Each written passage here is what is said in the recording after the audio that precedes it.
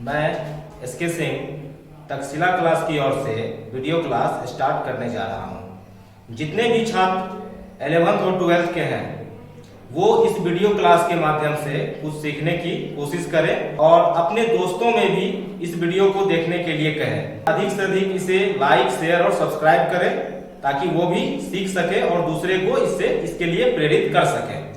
आज का जो ये क्लास है वो 11th और 12th के लिए बेसिक का क्लास है। ठीक है, तो स्टार्ट करते हैं। अभी ध्यान देंगे। Some basic concept about mathematics. Some basic concept about mathematics. आज आपको मैथमेटिक्स में जो बेसिक कॉन्सेप्ट दिया जाएगा वो सिर्फ 11th और 12th के दृष्टिकोण से दिया जाएगा। मतलब 11th और 12th के लिए जो बेसिक जानकारी आपको होनी चाहिए आज आपको वो बताया जाएगा। और बहुत कुछ आप पढ़े हुए भी हैं, 9th 10th वगैरह में पढ़े हैं, तो सिर्फ 11th और 12th के लिए बेसिक को थोड़ा सा ध्यान में रखा जा गया है ताकि किसी भी स्टूडेंट को समझने में किसी भी टाइप का कोई प्रॉब्लम क्रिएट ना हो। तो सबसे पहले हम ये देखेंगे कि आखिर मैथमेटिक्स कहते किसको है। जो लोग मैथमेटिक्स के बारे में पहले भी पढ़े होंगे, जो भी डिफिनेशन, तो हर डिफिनेशन आने वाले पीछे के डिफिनेशन का एक जो है वो उसका रिफाइनिंग होता है। तो एक बार ध्यान दिया जाएगा कि मैथमेटिक्स वह विषय है जिसकी सहायता से हम किसी वस्तु की संरचना, दिशा, परिमाण इत्यादि का अध्ययन करते हैं तथा हमारे जीवन की संख्यात्मक एवं गणनात्मक समस्याएं हल होती हैं। ठीक है, तो अब इसमें जो पहला पॉइंट आएगा वेरिएबल क्वांटिटी। तो वेरिएबल क्वांटिटी जिसका कि हिंदी होता है चर राशि। गणित के ऐसे संकेत जिसका मान हमेशा बदलते रहता है उसे चर राशि कहते हैं। एग्जाम्पल में x, y, z etc. तो कहता है कि गणित के ऐसे संकेत जिसका मान हमेशा बदलते रहता है। मतलब गणित का जो संकेत जिसका मान बदलते रहता है तो उसको हम कहेंगे चर राशि है। तो जो हम पढ़े हुए हैं पहले, जैसे x, y, z etc. अब जहां पे सवाल है चर राशि का, तो चर राशि दो प्रकार का होता है। स्वतंत्र चर राशि। तो चर राशि के बारे में जो भी पढ़ा है, तो चर राशि के बाद का जो है तो चर राशि दो प्रकार का होता है। एक होता है आश्रित चर राशि और एक होता है स्वतंत्र चर राशि। हम आश्रित चर राशि और स्वतंत्र चर राशि इस दोनों के बारे में यहाँ जानेंगे कि आश्रित चर राशि आखिर क्या है और स्वतंत्र चर राशि आखिर किसको कहेंगे। जैसे शब्द है कि आश्रित, तो आश्रित का मतलब हुआ कि जैसे कोई किसी पे निर्भर है। तो कोई किसी पे निर्भर है तो कहते हैं कि वो उस पे आश्रित है। तो आश्रित चर राशि का परिभाषा होगा कि वह चर राशि जिसका मान किसी दूसरे चर राशि के मान पे निर्भर करता है। मतलब जिस चर राशि का मान किसी दूसरे चर राशि के मान पे निर्भर करेगा तो उसको हम कहेंगे कि वह चर राशि आश्रित चर राशि है। ठीक, अब दूसरा आ जाएगा स्वतंत्र चर राशि। तो स्वतंत्र चर राशि जैसे हम कहते हैं कि स्वतंत्र, तो स्वतंत्र शब्द का ही मतलब हुआ कि जिसको किसी से कोई लेना देना नहीं है, वो किसी पे निर्भर नहीं है, किसी पे आश्रित नहीं है। तो ठीक है, तो स्वतंत्र चर राशि इसके बारे में कहेंगे बिल्कुल आश्रित का उल्टा। तो आश्रित में क्या कहता है कि वह चर राशि जिसका मान किसी दूसरे चर राशि के मान पे निर्भर करता है, तो उसको कहेंगे आश्रित चर राशि। और स्वतंत्र चर राशि के बारे में क्या कहेंगे कि वह चर राशि जिसका मान किसी दूसरे चर राशि के मान पे निर्भर नहीं करता है। आश्रित में हम क्या सीखे कि मान किसी दूसरे के मान पे निर्भर करेगा, लेकिन स्वतंत्र में क्या हम सीखे कि मान किसी दूसरे पे निर्भर नहीं करेगा। तो अब इस चीज को इजिली वे में समझने के लिए एक एग्जाम्पल देखा जाएगा। माना कि y बराबर x square plus 2x plus 1। मान लेते हैं कि y जो है x square plus 2x plus 1 के इक्वल है। यदि हम x इक्वल टू 0 ले लें, तो यदि x इक्वल टू हम 0 लेंगे तब y क्या हो जाएगा, x इक्वल टू 0। तो यहाँ पे जहां जहां x है उस x के जगह पे हमको 0 को रख देना है। तो क्या हो जाएगा, 0 स्क्वायर प्लस 2 इंटू 0 प्लस 1। यहां से क्या हो जाएगा, y equal to 1 plus 0 plus 0। यहां से y हो गया हमारा 1। फिर यदि x हम 1 ले लें तो वही काम करना है कि जहां जहां x है वहां पे 1 को रख देना है।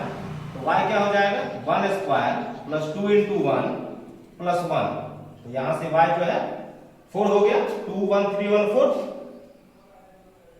यदि x इक्वल टू हम 2 ले लें तब y हमारा क्या हो जाएगा, 2 स्क्वायर प्लस 2 इंटू 2 प्लस 1। मतलब यहां जो x square plus 2x plus 1 है, तो जहां जहां x है उस x के जगह पे हम 2 को रख दिए। यहां से क्या हो जाएगा, y इक्वल टू 9, 4 प्लस 4 8 1 9। तो हम क्या देख रहे हैं, जैसे जैसे हम x का वैल्यू को बदल रहे हैं वैसे वैसे y का वैल्यू बदल रहा है। कहने का मतलब कि जब x बदलेगा तब y बदलेगा। मतलब कि y तभी बदल सकता है जब x बदलेगा। तो इसका मतलब ये हुआ कि y का मान x के मान पे निर्भर कर रहा है। तो जब y का मान x के मान पे निर्भर कर रहा है तो यहां पे हम ये कहेंगे कि y जो है वो आश्रित चर राशि है और x जो है वो स्वतंत्र चर राशि है। आश्रित चर राशि है, जबकि x एक स्वतंत्र चर राशि है। क्योंकि अब ये जो हम लिख रहे हैं इसके पीछे कारण क्या है, तो क्योंकि यहां y का मान x के मान पर निर्भर कर रहा है। ठीक है। अब कहने का मतलब यह है कि ये जरूरी नहीं है कि y हमेशा आश्रित चर राशि होगा और x हमेशा स्वतंत्र चर राशि होगा। जब हम कंडीशन को बदल दें, जब condition y equal to x square plus 2x plus 1 है, तब जो है सो y आश्रित हुआ, x स्वतंत्र हुआ। यदि कंडीशन बदल दिया जाए तो जरूरी नहीं है कि y आश्रित रहेगा और x स्वतंत्र ही रहेगा। अब कंडीशन बदल के देखते हैं क्या होता है। हम कह दें कि x equal to y square plus 2y plus 1। अब जैसे कि हम कंडीशन को बदल दिए, पहले हम लिए थे y इक्वल टू कुछ और था, अब हम x इक्वल टू कुछ और ले रहे हैं। तो यदि y इक्वल टू 0, यदि y हम 0 ले रहे हैं तब क्या हो जाएगा हमारा x, 0 square plus 2 into 0 plus 1। तो यहां से x जो है उसका वैल्यू 1। यदि y हम 1 ले लेते हैं तब x क्या हो जाएगा, 1 स्क्वायर प्लस 2 इंटू 1 प्लस 1। तो यहां से x हो जाएगा 4। यदि हम y जो है सो 2 ले लेते हैं तब x क्या हो जाएगा, 2 स्क्वायर प्लस 2 इंटू 2 प्लस 1। तो यहां से x हो गया 9। अब हम इसमें क्या देख रहे हैं कि y का वैल्यू हम जैसे जैसे बदल रहे हैं वैसे वैसे x का वैल्यू चेंज हो रहा है। मतलब कि x का वैल्यू चेंज तभी होगा जब हम y को चेंज करेंगे। समझ रहे हो। तो जैसे जैसे हम y का वैल्यू चेंज करेंगे तब x चेंज होगा। इसका मतलब कि x का मान y के मान पे निर्भर कर रहा है। तो जब x का मान y के मान पे निर्भर करेगा, इसका मतलब है कि x आश्रित है किस पे, तो y पे। तो x y पे आश्रित है, इसका मतलब हुआ कि x जो है वो आश्रित हो गया। और y जो है वो स्वतंत्र हो गया। तो यहां x एक आश्रित चर राशि है, जबकि y एक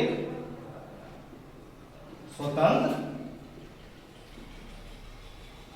चर राशि है, क्योंकि यहां x का मान y के मान पर निर्भर कर रहा है। ठीक, तो इससे पहले हम क्या देख रहे थे कि जो x यहां आश्रित है वो x इससे पहले स्वतंत्र था, और जो y यहां पे स्वतंत्र है वो y पहले के इक्वेशन में क्या था, y यहां पे स्वतंत्र है तो वो y वहां पे आश्रित हो रहा था। तो आप लोग जान गए आश्रित चर राशि और स्वतंत्र चर राशि आखिर किसको कहेंगे। तो ये जो हम लोग पढ़े, ये अभी हम लोग जाने किसके बारे में, हम लोग पढ़े चर राशि के बारे में। अब हम लोग पढ़ेंगे अचर राशि के बारे में। रहता है गणित के ऐसे संकेत जिसका मान नियत रहता है। नियत रहता है इसका मतलब क्या हुआ कि उसका मान बदलता नहीं है। नियत रहने का मतलब है कि मान उसका नहीं बदलेगा, मतलब जो उसका मान है उसका मान वही रहेगा, उसी को हम कहते हैं कि नियत रहना। तो गणित के ऐसे संकेत जिसका मान नियत रहता है तो उसको हम कहेंगे अचर राशि। 1 2 3 ABC हम लोग इससे पहले पढ़े हैं कि जितना भी संख्या है वो सारा अचर राशि है। तो जिस तरह से चर राशि दो प्रकार का होता है उसी तरह से अचर राशि भी दो प्रकार का होता है। ठीक है,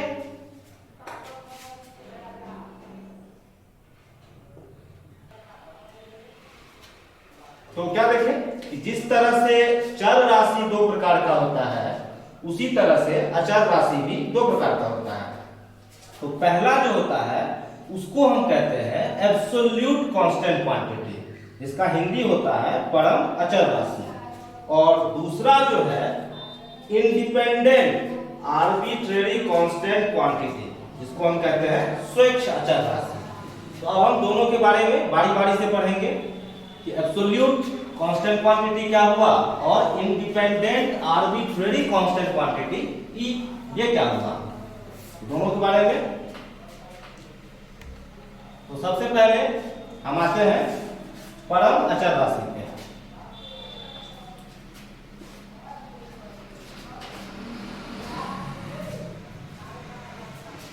वह अचर राशि जिसका मान कभी नहीं बदलता है।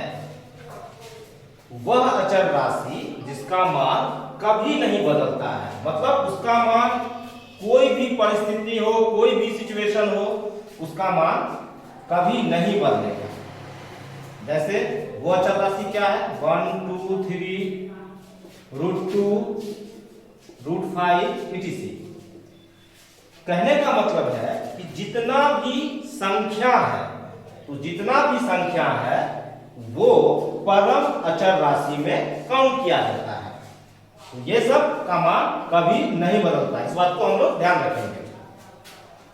और दूसरा इंडिपेंडेंट आरबीट्रेरी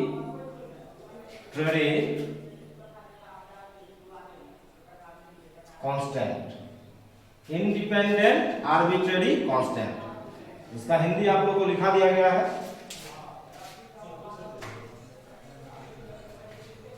तो इस इसके बारे में बेसिकली हमको डिफिनेशन जानना है।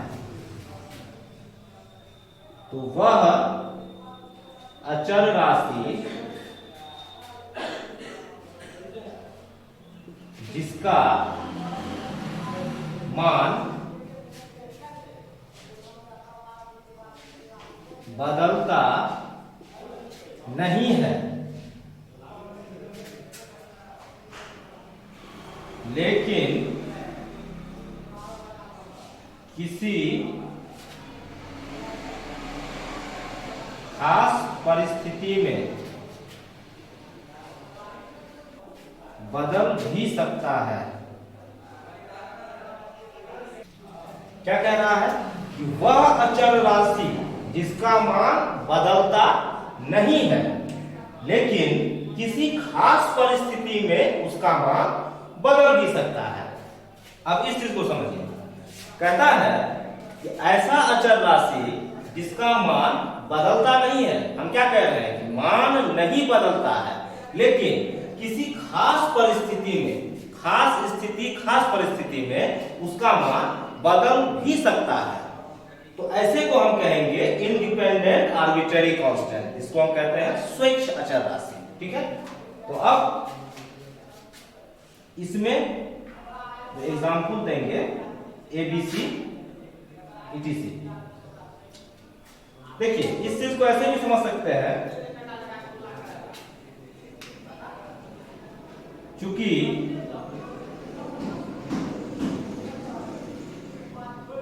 हम जानते हैं x square plus b x plus c equal to 0, ये हम पढ़े हुए हैं। क्या है? एक द्विघात समीकरण है, हम जानते हैं 10th क्लास में सब लोग पढ़े हुए होइएगा। तो x square plus b x plus c equal to 0 एक द्विघात समीकरण है। तो ये जो हम पढ़े हैं, तो यहाँ एबीसी क्या होता था?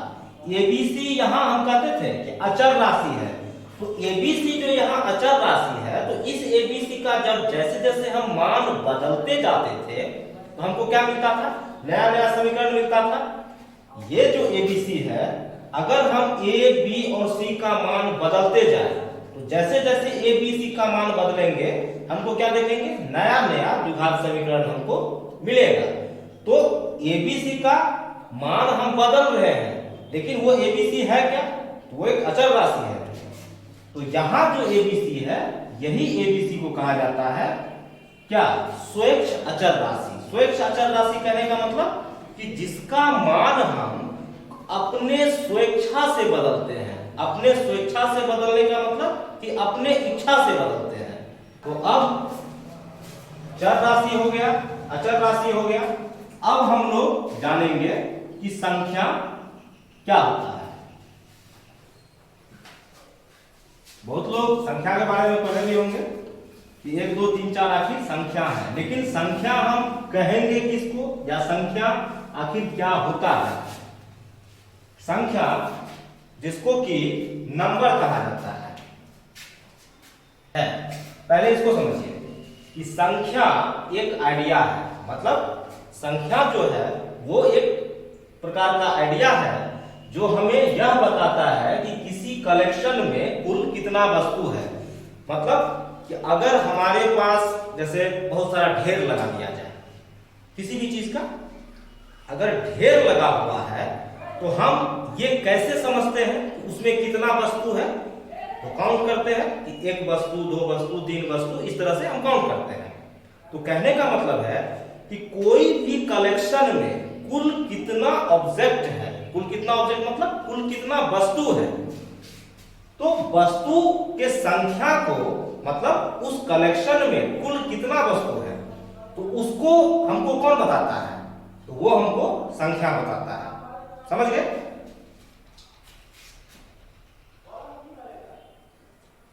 ठीक है, क्या देखें कि संख्या को अभी तक जो भी आप लोग पढ़े हैं, तो क्या देखें कि संख्या को हम किस संकेत से सूचित करते हैं? तो 1 2 3 4 5 6 7 8 9 और एक जिसको हम भूल रहे हैं वो 0 भी है। जैसे कोई कहता है कि तुम्हारे पास कितना पैसा है या कितना रुपया है, तो कहता है कि मेरे पास 0 है। 0 है इसका मतलब क्या हुआ कि उसके पास कुछ नहीं है। तो संख्या को 1 2 3 4 5 6 7 8 9 के साथ साथ हम 0 से भी सूचित करते हैं। ठीक है, 1 2 3 4 5 6 7 8 9 को सिग्निफिकेंट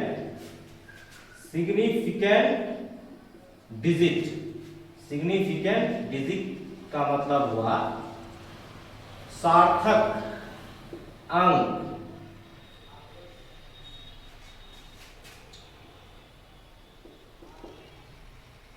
कहते हैं। सार्थक अंक, यहां पे एक बात ध्यान देने वाला है कि हम डिजिट बोल रहे हैं, तो नंबर्स को डिजिट भी कहा जाता है। कोई कंफ्यूजन नहीं होना चाहिए कि नंबर्स को हम डिजिट भी कहते हैं। तो सार्थक मतलब क्या होगा, जिसका कि कुछ अर्थ निकले, मतलब अर्थहीन नहीं हो, वो कुछ हमको मतलब बताए। तो 1 2 3 4 5 6 7 8 9 इसको हम कहेंगे सिग्निफिकेंट डिजिट। सिग्निफिकेंट डिजिट मतलब सार्थक अंक या सार्थक संख्या। 0 हम संख्या के बारे में क्या लिखे, 1 2 3 4 5 6 7 8 9 तथा 0। तो 1 से 9 तक का तो हम कह रहे हैं कि ये सार्थक अंक है, लेकिन 0, तो 0 को इनसिग्निफिकेंट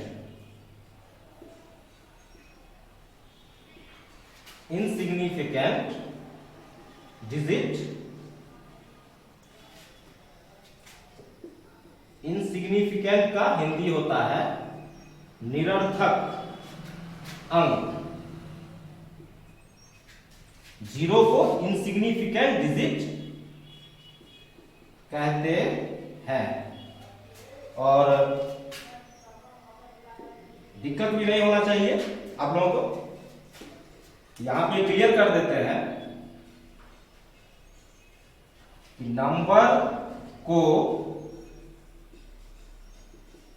डिजिट भी कहा जाता है, क्योंकि कहीं कहीं हम डिजिट का यूज किए हैं, तो डिजिट और नंबर दोनों एक ही वर्ड है।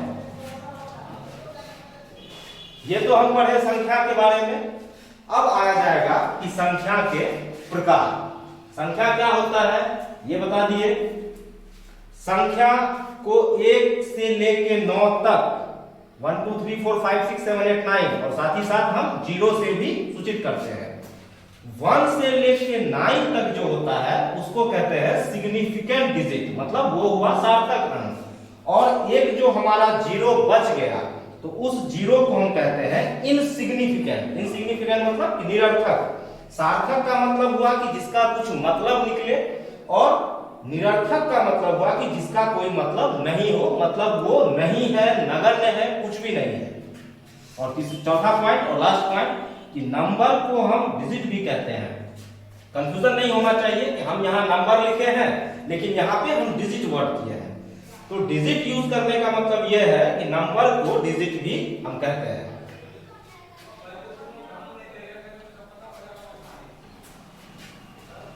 अब नेक्स्ट टॉपिक जो आपका आएगा तो types of number. Types of number मतलब संख्या के प्रकार। तो संख्या के प्रकार कहने का मतलब है कि संख्या कितने प्रकार के होते हैं। नेक्स्ट टॉपिक पे ध्यान सब दो। Types of number. Types of number का मतलब हुआ कि संख्या के प्रकार।